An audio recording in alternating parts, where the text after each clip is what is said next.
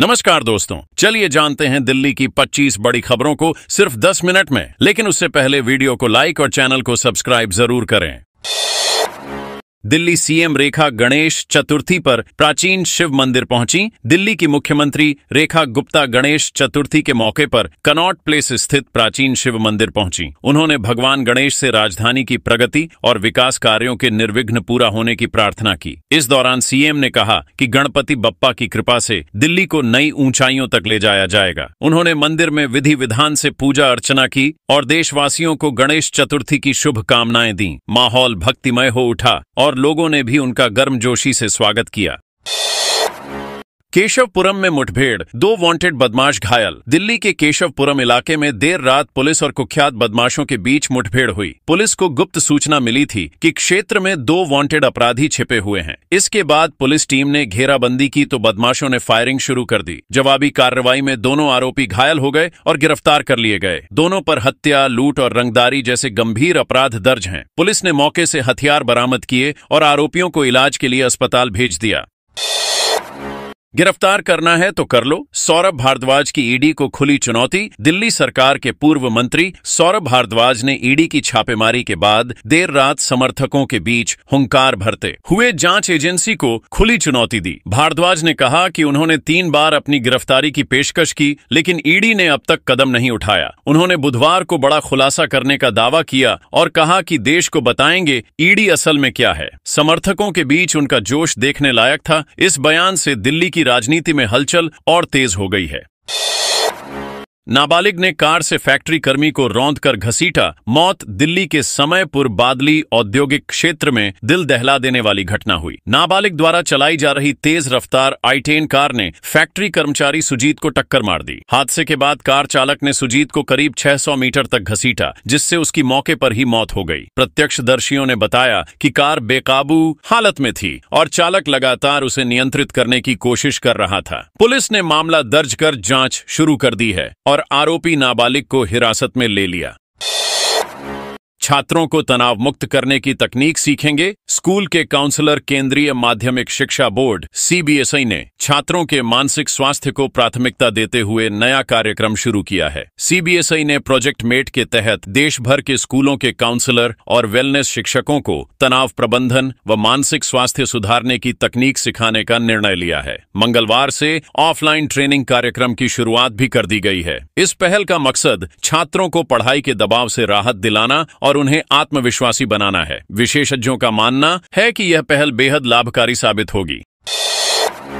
यमुना फिर उफान पर, दिल्ली में मंडराया बाढ़ का खतरा। दिल्ली में यमुना नदी का जलस्तर एक बार फिर चेतावनी के निशान को पार कर गया है। मंगलवार सुबह पुराने रेलवे पुल पर जलस्तर 204.59 मीटर दर्ज किया गया, जबकि दोपहर तक यह 204.57 मीटर पर बना रहा। अधिकारियों ने बताया कि दिल्ली और आसपास के क्षेत्रों के साथ साथ पहाड़ी इलाकों में हो रही लगातार बारिश के चलते यमुना में पानी का बहाव तेजी से बढ़ रहा है। इस कारण निचले इलाकों में बाढ़ का खतरा मंडराने लगा है। प्रशासन ने सतर्कता बरतने के निर्देश जारी कर दिए हैं।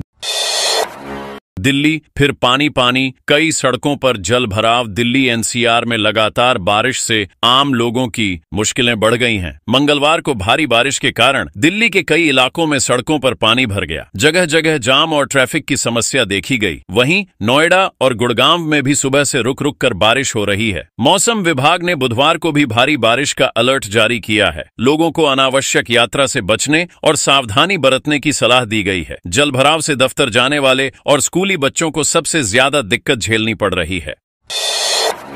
पीएम मोदी और ट्रंप के बीच स्पेशल बॉन्डिंग। भारत और अमेरिका के बीच मुक्त व्यापार समझौते की उम्मीदें फिर से बढ़ गई हैं। पूर्व विदेश सचिव हर्षवर्धन श्रृंगला ने कहा कि प्रधानमंत्री नरेंद्र मोदी और पूर्व अमेरिकी राष्ट्रपति डोनाल्ड ट्रंप की दोस्ती इस दिशा में अहम भूमिका निभा सकती है। उन्होंने भरोसा जताया कि अमेरिकी टैरिफ के बावजूद दोनों देश जल्द ही आपसी फायदे का समझौता कर सकते हैं। श्रृंगला ने कहा कि यह साझेदारी केवल आर्थिक ही नहीं बल्कि रणनीतिक दृष्टिकोण से भी बेहद महत्वपूर्ण साबित होगी।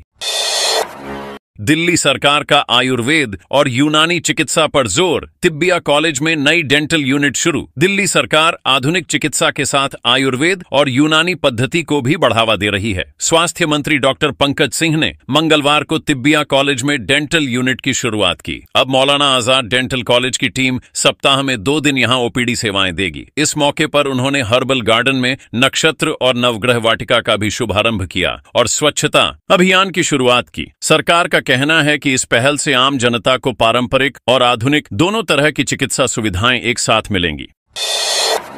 एएपी विधायक इमरान पर लगा धर्म के आधार पर विकास न करने का आरोप, गंदगी की तस्वीरें वायरल। दिल्ली में भाजपा नेता प्रवीण शंकर कपूर ने आप विधायक इमरान हुसैन पर आरोप लगाया कि वे बल्ली मारण विधानसभा क्षेत्र के हिंदू बहुल इलाकों में विकास कार्य नहीं कर रहे। उन्होंने सोशल मीडिया पर तस्वीरें और वीडियो साझा करते हुए क्षेत्र की दुर्दशा दिखाई और कहा कि विधायक सिर्फ मुस्लिम बहुल क्षेत्रों में ध्यान दे रहे हैं। कपूर ने इस मामले में सीएम रेखा गुप्ता सरकार से हस्तक्षेप की मांग की है। आरोपों के बाद इलाके में राजनीतिक सरगर्मी तेज हो गई है।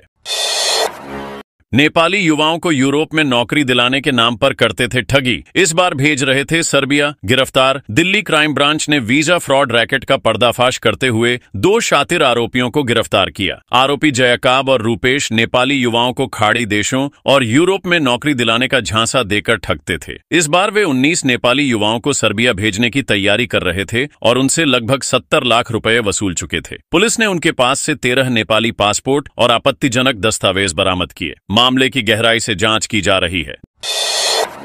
दिल्ली में इन बच्चों के लिए शुरू किया गया आरंभ, मिलेगी मुफ्त शिक्षा और हेल्थ सुविधा। दिल्ली छावनी परिषद ने निर्माण श्रमिकों के बच्चों के लिए आरंभ लर्निंग एंड सपोर्ट सेंटर की शुरुआत की है। इस सेंटर का उद्देश्य बच्चों को मुफ्त शिक्षा और स्वास्थ्य सुविधाएं उपलब्ध कराना है। सांसद बांसुरी स्वराज ने इसे समाज के लिए आदर्श पहल बताया। आरंभ सेंटर बच्चों को बुनियादी शिक्षा, स्कूल सामग्री और सुरक्षित माहौल प्रदान करेगा। फिलहाल 32 बच्चे इस सुविधा का लाभ उठा रहे हैं। अधिकारियों का कहना है कि आने वाले समय में इसे और विस्तारित किया जाएगा।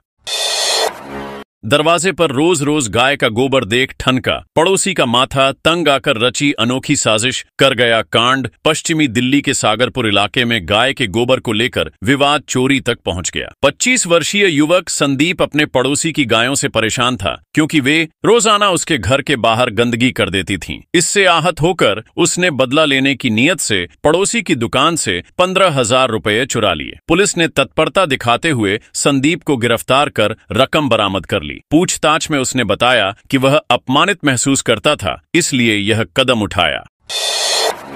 द्वारका की सड़कों पर गूंजा नारी शक्ति का संदेश। दुर्गा सप्तशती फाउंडेशन ने किया भव्य बाइक स्कूटी रैली का आयोजन। दिल्ली के द्वारका में दुर्गा सप्तशती फाउंडेशन ने भव्य बाइक स्कूटी रैली का आयोजन किया। इसका नेतृत्व संध्या सिंह ने किया। इस रैली में बड़ी संख्या में महिलाओं ने भाग लेकर नारी शक्ति, फिटनेस और पर्यावरण संरक्षण का संदेश दिया। कार्यक्रम को फिट इंडिया मूवमेंट और एक पेड़ मां के नाम अभियान को समर्पित किया गया। रैली के दौरान महिलाओं का उत्साह देखते ही बन रहा था। जागरण कनेक्ट ने डिजिटल मीडिया पार्टनर के रूप में सहयोग किया। एलजी के नए आदेश के विरोध गहराया, अब अधिवक्ता बाजू पर बांधेंगे काली पट्टी। Delhi high court bar association ने उपराज्यपाल के नए आदेश के खिलाफ अधिवक्ताओं से अदालत में काले रिबन बांधने का आह्वान किया है। वकील 22 अगस्त से हड़ताल पर हैं, जिससे न्यायिक कामकाज बुरी तरह प्रभावित है। उनका विरोध पुलिस थानों से वीडियो कॉन्फ्रेंसिंग के जरिए गवाही और साक्ष्य पेश करने के आदेश के खिलाफ है। अधिवक्ताओं का कहना है कि यह आदेश अदालत की प्रक्रिया को कमजोर करेगा। वकील इस फैसले को तुरंत वापस लेने की मांग पर अड़े हुए हैं। 1 लाख की रिश्वत लेते दिल्ली पुलिस के हवलदार को सीबीआई ने धर दबोचा। दिल्ली पुलिस के अशोक विहार थाने में तैनात हवलदार राजकुमार मीणा को सीबीआई ने रंगे हाथों पकड़ लिया। वह एक केस दर्ज न करने के एवज में 1 लाख रुपये रिश्वत मांग रहा था। शिकायत मिलने पर सीबीआई ने जाल बिछाकर उसे गिरफ्तार कर लिया। अधिकारियों के अनुसार इस मामले में एक सब इंस्पेक्टर भी शामिल है, जिसके खिलाफ केस दर्ज किया गया है। फिलहाल मामले की जांच जारी है और आरोपियों से पूछताछ हो रही है। दिल्ली क्राइम ब्रांच के हत्थे चढ़ा भगोड़ा घोषित बदमाश 10 जघन्य मामलों में है शामिल। दिल्ली पुलिस की क्राइम ब्रांच ने मंगोलपुरी इलाके में बड़ी सफलता हासिल की है। पुलिस ने झपटमारी के आरोपी और भगोड़ा घोषित अपराधी हरीश को गिरफ्तार किया। वह सुल्तानपुरी में आर्म्स एक्ट केस में भी वांछित था और लंबे समय से फरार चल रहा था। पुलिस ने गुप्त सूचना के आधार पर उसे रोहिणी कोर्ट के पास से पकड़ा। हरीश पर 10 से अधिक जघन्य अपराधों के केस दर्ज हैं। अदालत में पेश न होने के कारण उसे भगोड़ा घोषित किया गया था। सौरभ भारद्वाज के पुश्तैनी घर पर 12 घंटे तक खंगाले घोटाले के सबूत। दक्षिणी दिल्ली में ईडी ने 1000 करोड़ रुपए के अस्पताल घोटाले से जुड़े मामले में आप नेता सौरभ भारद्वाज के पुश्तैनी घर पर छापा मारा। यह छापेमारी करीब 12 घंटे तक चली। इस दौरान ईडी की टीम ने घर को खंगाला। खबर फैलते ही आप कार्यकर्ता और नेता घर के बाहर इकट्ठा हो गए, जिसके चलते पुलिस ने सुरक्षा खड़ी कर दी। किसी को भी घर के भीतर जाने की अनुमति नहीं दी गई। ईडी ने छानबीन पूरी कर देर शाम टीम वापस लौट गई।